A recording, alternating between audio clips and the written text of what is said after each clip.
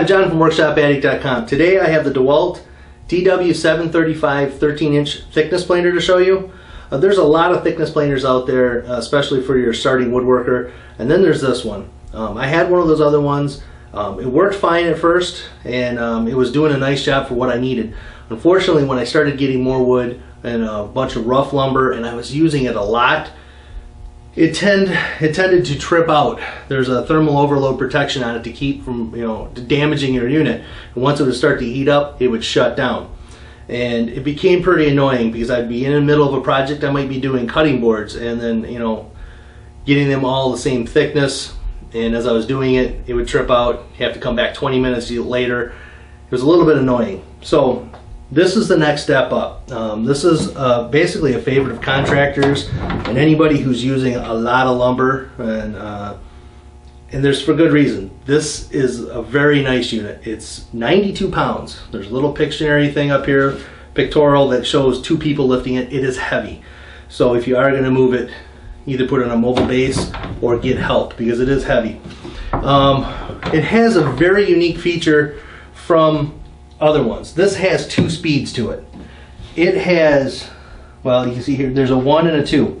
And speed 2 right here is for dimensioning lumber. It has 96 cuts per inch. Really what happens is the blades are still spinning at the same speed. It's your rollers. It'll feed it in faster. When you flip it over to 1, the finish cuts are 179 cuts per inch. So it slows the wood down going through. It's getting a nice finer finish on it. One thing I want to tell you about this, in case you do get this unit, it threw me for a loop when I first got it, because I was changing these numbers from right here when the unit was off. You can't do that. It won't click into space. It won't click into one of those speeds. I was trying to feed the wood through it. The rollers weren't moving. So it was driving me nuts. I did a little reading farther into it, and right underneath here it says shift into a speed when it's running. So turn the unit on, make sure you've got it in your right speed, and then you can feed it.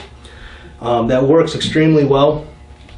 It's new to me. It's something I don't think about because the other ones feed at the same rate all the time. There's a depth of cut meter on here, which all the other ones have them too, but typically it's just a single bearing, a little single point of contact that tells you how much you're cutting off, and it helps you to make sure that you don't take too much off when you're sending it through. This also has a nice guide for saying how big the wood is that you're sending through, how wide it is, how much you should, the maximum you should be cutting off.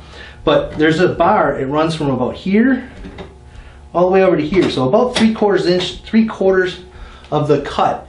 And that will tell you how much you're cutting off. It'll move this little red arm up. And that's nice because if your wood's a little taller at one end than the other, and you don't have it right on that button on the other ones, you might end up taking too much off at the one end. So, and it really putting a load on the unit. So this will tell you all the way across the face how much you're taking off. There's also a repeat cut over here, which is, this dial is very easy to set up. Let's say if you wanted to do a 3/4 inch, you want all your wood to be dimensioned to 3/4 inch, set it here, and then you can control your unit going up and down, which it rides really smoothly. As soon as it hits 3/4 of an inch, it will not go any farther. It stops right there. So as you're planing off your wood, you can make sure they're all 3/4 of an inch. So that's nice. But as I said, this goes up extremely easy. It also tells you that 1 revolution is 1/16 of an inch, so you can kind of gauge how much you're taking off. But that dial works very, very well. It has an onboard storage for an Allen wrench. This is used for a couple things. Blade change. Super easy on this unit. There are 4 Allen head bolts up here. Use this, take them off. This cover comes right off, and underneath there is 3 red finger screws. They stand really high. Unscrew them, take the dust cover off, and you're at your blades. Again, use the Allen wrench to take the blades off. Very easy. It's all in the instructions. Another thing about this unit, it has an air-assisted chip and sawdust remover. That works tremendously well. I used this once without a shop vac hose on it, and it shot shavings all over the shop. I mean, it blows it. One of my first experiences with it is I had a shop vac hooked up to it. I thought the shop vac was turned on. I had my earmuffs on. I sent my wood through it, and I looked over at the dust deputy, and you could see the dust and everything spinning around the dust deputy. Shut it off. Come to find out, I never had the shop vac on.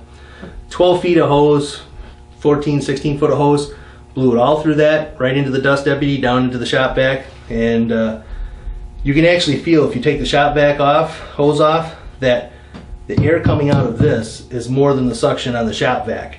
In the manual, they say they suggest a 4-inch dust collection, and this might be the reason why I move up to 4-inch, because I've got a lot of stuff now that can take 4-inch, but this one almost needs 4-inch.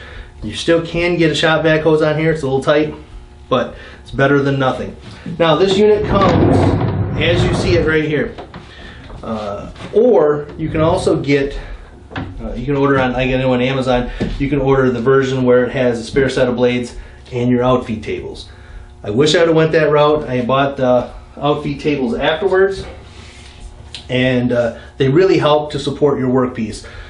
More support you got in a workpiece, along with sharp blades, is going to reduce the amount of snipe you have. So these are very easy to put on. There's basically 2 buttons. You take your tool off, you push that in, your table's on.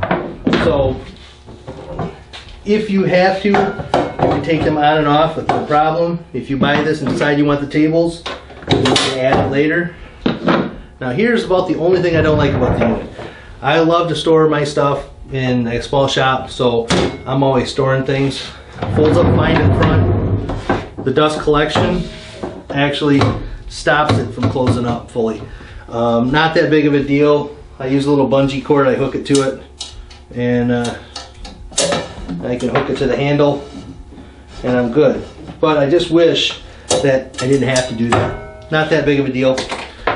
Cord storage is really easy on this unit. Just wrap it up into the handles, and if you're not plugged in all the time, there you go. Like I said, this is a magnificent unit. I absolutely love it. I am going to keep a thread going on Workshop Addict Forum to let everybody know how it's performing for me. I've thrown a lot of wood through it right now, but I haven't had any of the thermal trips like I did on my other unit. Not saying it won't happen, but we're going to keep track of that. I've had some extremely heavy and hard hickory that came out of a barn, an old farmer's barn, and this is some old, very dense, slow-growing tree, and the other thickness planer hated this thing. It really did not perform well. This DeWALT, it was just chewing it up recently, and the finish that I got is just buttery smooth and no snipe, of course, but I got sharp blades on it right now, and the bed's all waxed up. So come over the Workshop Addict Forum, take a look if you're interested, and follow us on this unit, and subscribe to our channel. And until next time, I'm John from WorkshopAddict.com. Talk to you later.